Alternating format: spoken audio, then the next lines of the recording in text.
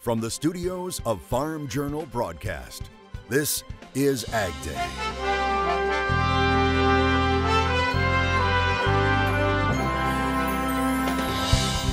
Coming up on AgDay, turning waste into something needed on the farm. We're able to help the farmers out. How bad are farm loan delinquencies? New numbers may put some fears to rest. And AgDay goes one-on-one with EPA leader Andrew Wheeler. It is actually the first time we have ever incorporated environmental language into the body of the trade agreement. AgDay, presented by the all-new Chevy Silverado, the strongest, most advanced Silverado ever. Good morning, I'm Clinton Griffiths. If he chooses, this week is the earliest President Trump could submit implementing legislation to start congressional debate on the US-Mexico-Canada agreement. The administration continuing to push for congressional approval of the trade deal. Meanwhile, a working group of Democrats appointed by House Speaker Nancy Pelosi will address labor, enforcement, pharmaceutical, and environmental provisions. The team hoping to meet with U.S. Trade Representative Bob Lighthizer this week. Environmental concerns a significant hurdle for approval. EPA Administrator Andrew Wheeler stopping by AgDay to discuss those concerns. Administrator, do you think USMCA covers the environment well enough? I know that's been some of the concern from Congress as they consider the deal. From your perspective, how does it do with these environmental issues? It is great for environmental issues. It is actually the first time we have ever incorporated environmental language into the body of the trade agreement. Under NAFTA, the environmental issues were considered as a side agreement to NAFTA. They were not actually part of the trade agreement. So this is the first time we've ever included them in the trade agreement itself, and it's the first time we've ever included language on the marine plastic debris in a trade agreement. First, it's historic. We've done more on the environmental provisions in this trade agreement than any other trade agreement the United States has ever negotiated. Do you feel like it goes far enough to addressing environmental issues and holding all of our trading partners accountable? It does, and part of what we established under NAFTA, which will continue probably even stronger now under the USMCA, is our trilateral work with the Canadians and Mexicans. In fact, I was just in Mexico last week, meeting with the environmental ministers from Mexico and Canada on a number of projects, including food waste, but a number of projects that we're working on collaboratively and collectively between the three governments. Just last week, EPA announcing the total renewable fuels levels for 2020. As we reported Tuesday, EPA is proposing 20.04 billion gallons. That's up 120 million gallons from this year. The increase driven by higher cellulosic biofuel levels, while conventional biofuels stick at the statutory level of 15 billion gallons. I also asked the administrator about the new numbers and the decision to leave conventional biofuel obligations unchanged. 15 billion gallons is the level that's in the statute, and the statute does have it as 15 billion, capping at 15 billion through 2021 when the program actually sunsets. So we're following the statute. We're looking at what the market can bear, and we're looking at the technologies that are out there. The renewable fuels industry and farm groups not pleased with EPA's numbers. They had hoped EPA would increase volume obligations in order to make up for small refinery exemptions they say have destroyed 2.7 billion gallons worth of ethanol demand. Now, as far as trade talks with China, top negotiators from Washington and Beijing are set to talk this week via video conferencing, and soon they could be meeting in person. White House aide Kellyanne Conway telling reporters U.S. Trade Representative Bob Lighthizer and Treasury Secretary Steven Mnuchin may go to China shortly and continue to speak with their Chinese counterparts. You'll remember late last month, President Trump met with Chinese President Xi Jinping at the G20 summit in Osaka, Japan.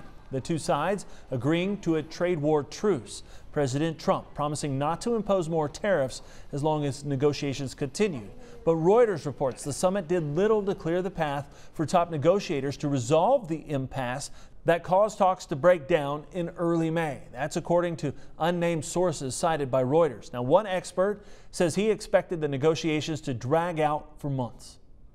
Also at the G20, President Trump said China would be buying tremendous amounts of food and agricultural product and that those purchases would start very soon. So where are they? Farm Journal Washington correspondent Jim Wiesmeyer reporting a person with knowledge of what transpired in Japan says Chinese leader Xi Jinping made no such promise during his meeting with the president, but White House trade advisor Peter Navarro said Beijing did make commitments. As we reported, China purchased 544,000 metric tons of U.S. soybeans earlier this month. It was the largest Chinese purchase since March. Last week, the first ever large-scale sale of U.S. rice to China was announced by USA Rice, which is a trade group of rice producers. And the U.S. appears to also be importing a lot of rice. USDA reporting U.S. rice imports are projected to hit record levels, as you can see in this graph, adding up to 2.92 billion pounds of projected rice imports. That's more than double the levels from 15 years ago. Aromatic and other specialty varieties from South Asia and Southeast Asia, which are not produced in the U.S., account for the bulk of those imports. Michigan has signed legislation to earmark $15 million for a low-interest loan program to help farmers who face financial losses because of the wet weather. The spending covers upfront loan processing fees and subsidized private lenders. Similar relief was put in place back in 2012. That's when fruit growers and processors were hit by an early thaw and late freeze. Now, also in Michigan, 5 counties have been declared federal disaster areas because of losses from heavy rains and high winds in the past year. U.S. Ag Secretary Sonny Perdue approving Antrim, Grand Traverse, Kalkaska, Leelanau, and Otsego counties for the designation. Help on the farm is often appreciated, no matter the size of the helper, as meteorologist Mike Hoffman shows us today's crop comments. Mike. Thanks, Clinton. Well, it's been a battle to get the crop in the ground in parts of Illinois, especially in the northern part of the state. Tim Kilmer is getting some help, though, keeping things going. This was his 3-year-old washing the side dress bar after putting the fertilizer between the rows. Tim says everyone chips in on the farm, and his son loves it. And taking a look at the wind speed for today, you can see the map shows some windy conditions starting off in the northern plains. That system will dive toward the middle and upper Mississippi Valley. A few spots around the rest of the country turn windy as well. Parts of the southern plains overnight with some thunderstorms, and then you can see a little bit of wind to start in the western Great Lakes tomorrow. Nothing much tomorrow except perhaps in some spotty thunderstorms. I'll have more on your forecast coming up. What will agriculture look like 10 years from now? The Organization for Economic Cooperation and Development and the Food and Agriculture Organization have released their outlook. Researchers project commodity prices will remain at or below current levels over the next decade as increasing productivity slightly outpaces demand. Researchers also looking at the spread of diseases such as African swine fever, growing resistance to antimicrobial substances, and a possible increase in extreme climatic events on supply. As for demand, factors include changing diets, health and sustainability, and trends in obesity. There are also other factors at play, including uncertainty with trade agreements between several important players in world ag markets. We'll talk markets next in our agribusiness block, and later, cities make waste while farms need fertilizer, how new ideas are finding ways to solve issues for both. Today in the country. Closed captioning is brought to you by BASF. Grow smart with BASF. We create chemistry.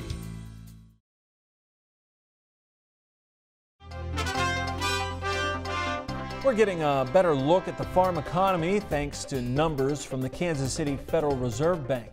Now take a look at this chart. It represents the share of non-real estate farm loans that are delinquent going back to 1987. Now data from the fourth quarter of each year in yellow. The Kansas City Fed reports that at the end of last year, delinquency rates reached 1.84%. That's after reaching a low of 0.7% back in 2014. As you can see, the numbers have trended higher over the last 5 years, and current levels are at the highest since 2011. But current levels still remain well below the uptick in delinquencies back in 2009 and much lower than the levels experienced in the 1990s and early 2000s. Soybeans, cattle, hogs all making gains on Tuesday, with August feeder cattle rising to a new 4-week high. We get more now from the CME. And we couldn't really be any more mixed than we were today. We have wheat really wanting to lead the way lower, corn also lower, and soybeans started lower but are ending the day looking like they're going to be higher. So what's going on here? Well, we had crop progress here yesterday afternoon, and the wheat numbers were decidedly bearish. We had conditions improving for both winter wheat and spring wheat, and wow, that spring wheat crop is a very, very well-rated crop. For corn, we saw crop conditions improve by 1 percentage point in the good to excellent category. That's pretty much what the trade was expecting, but with wheat being down and with the warmer and drier forecast, expecting to push corn further along and try to catch us up as far as maturity is concerned, that's seen as a bearish factor, and we're down, but off the lows in corn. In the meantime, soybean conditions actually declined a percentage point in the good to excellent category. We were expecting it to improve, and that has us scratching our heads, leaving the question, is this warmer, drier forecast really helping soybeans or hurting? Quite a bit of strength in the livestock complex here today. For the most part, you know, you've got hogs limit up in the first 3 contract months, and this comes after setting new contract lows yesterday. So this is a positive development on the hog chart. Feeders really leading the charge here today, up over 400 points in some of the contracts. That's based on corn being lower, but also, you know, technically speaking, we've got a really good bottoming formation in the feeder cattle chart as well. And over time, I think we're going to see higher prices. It also looks really good in a live cattle chart. We've seen cash cattle holding steady around that 109 area, but optimism that we could see cash cattle prices go up. I'm also optimistic that box beef prices can go higher. This is Ted Seifert of Zaner Ag Hedge coming to you from the CME floor. The IBM Watson Decision Platform for Agriculture, helping to feed a hungry world with the power of AI. For the 3rd time this year, the record was broken for the wettest 12-month period for U.S., with the average accumulation of 37.86 inches during July 2018 through June 2019. Now that's according to NOAA. Continue to set these records for the wettest 12 months. Right, and we might do a couple more just because of a very wet spring. That'll still be included for a little while longer. But we are seeing some showers and thunderstorms today, but not as much as we've seen most of the spring and early summer. The 2 main areas are in the upper Midwest and also the far Northwest, as you can see. This area of low pressure does have a fair amount of rain around it. A lot of it is in southern Canada, though, as you can see north of that warm front. But there'll be a few spotty showers and thunderstorms to start the day. But as we head through the day, then we'll see those lines of showers and thunderstorms kind of bubble up ahead of the front as it heads into the western Great Lakes, down into the central Mississippi Valley, and just a few showers in the Pacific Northwest. Now, a lot of rain is going to be coming from this area of low pressure over the Gulf. That will probably eventually become Barry at some point as it begins to move westward then. Louisiana and Texas will have to keep a close eye on that one as we head through time. You can see by morning then a lot of those thunderstorms along this cold front have weakened, as is typical for this time of the day basically. And then as we head through tomorrow afternoon, you can see the showers and thunderstorms bubble up once again in the muggy air to the southeast of this front. This is some pretty cool air, at least for a couple of days in the Great Lakes, northern Mississippi Valley. And then we'll go back to the heat the way it looks. Now, as far as Barry is concerned, that's not Barry yet, but it probably will be. Right now, most computer models, or at least the ones we believe, are taking it into western Louisiana as we head through the end of the week, early part of the weekend. So just something to watch, obviously, as we head through time. There's still a lot of question marks on that system in the Gulf. And take a look at precipitation estimates over the past 24 hours, mainly Florida and the far northern plains. Adding in the next 36, you can see several little areas as the front moves eastward. Our model is kind of showing the eastern Tennessee Valley, southern Appalachians getting a fair amount of moisture out of this one. Other than that, it's spotty, really, as you can see. Now, the heat. High temperatures today, 90s from Chicago all the way down into Texas, with some 100s showing up. 70s over the northern plains. Lows tonight, upper 50s, lower 60s for the far northern plains. Muggy, though, from the Ohio Valley southward. And you can see that continues tomorrow. Check out the heat index values by later today. Triple digits from St. Louis southward to the Gulf of Mexico. Now, we do have that trough moving through. That's that storm system. Watch how that cools things down for a couple of days behind it. And then we see basically zonal flow along the Canadian border, and that keeps most of the lower 48 on the hot side right through the middle of next week. That's a look across the country. Now let's take a look at some local forecasts. We head to Jackson, Wyoming. First of all, partly sunny and warmer. High temperature up to 84 degrees. Port Arthur, Texas, hot, humid, sunshine. High of 94. And Wilmington, North Carolina, warm and muggy. Maybe a spotty thunderstorm. High of 88. There's been concerns about salmonella in papaya. We have the latest next from our partners at the Packer, and of course, Charles Denny will be here. Taking waste from the big city and putting it to use on the farm. How Nashville, Tennessee's biosolids are being used to help farmers grow better forage. That story coming up on AgDay. Join Andrew McRae for Farming the Countryside, a farmer-focused podcast that is all about production agriculture. Farming the Countryside is available wherever you listen to your favorite podcast and is brought to you by Nutrien Ag Solutions, the world's largest provider of crop inputs and services.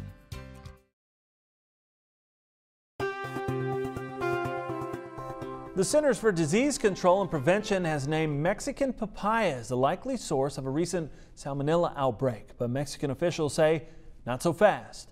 Mexico's National Service of Health, Food Safety and Food Quality described the link as premature. Mexico's government said no papaya from Mexico had tested positive for the rare strain of salmonella, and because of that, Mexican officials say the findings of the CDC and the Food and Drug Administration are inconclusive. The CDC reported late last month 62 illnesses were reported, with 23 people needing to be hospitalized. The FDA is also asking that sales of Mexican papayas stop. A specific variety has not yet been identified. You can now find blended burgers on restaurant menus in all 50 states. It's part of the James Beard Foundation's Blended Burger Project. You'll be able to find blended burgers at more than 400 participating restaurants nationwide. Each restaurant serves its own version of the burger, which blends chopped mushrooms with any ground protein in at least a 25 to 75% ratio. Now, the program runs through the end of the month. Growing crops with help from the city. We'll tell you about a new abundant source of fertilizer from Tennessee next. Closed captioning is brought to you by BASF. Grow smart with BASF. We create chemistry.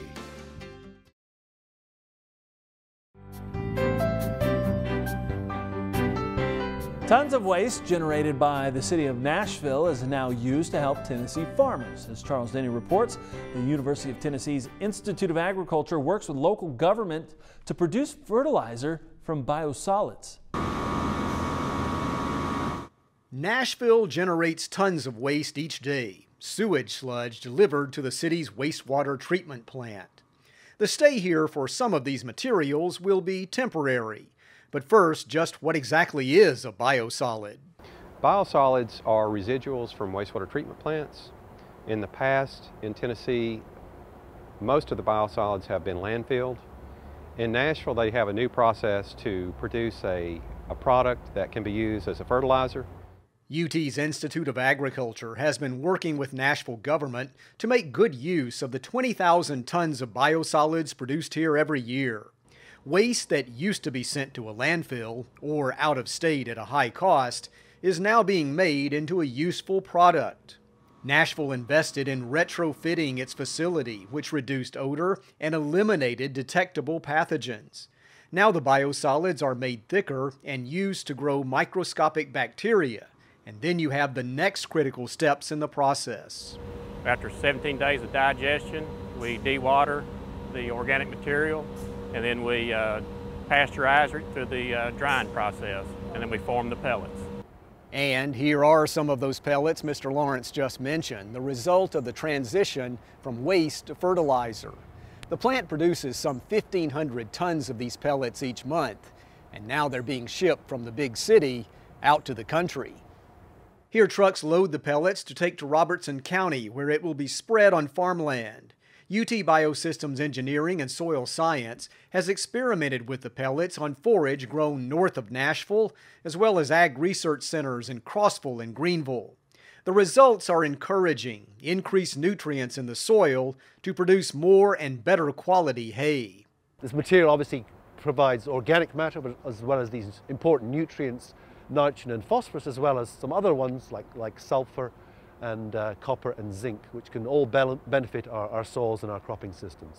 With this effort, not only is Nashville reducing waste, it's saving money as well. Now that we're producing this product, as a fertilizer.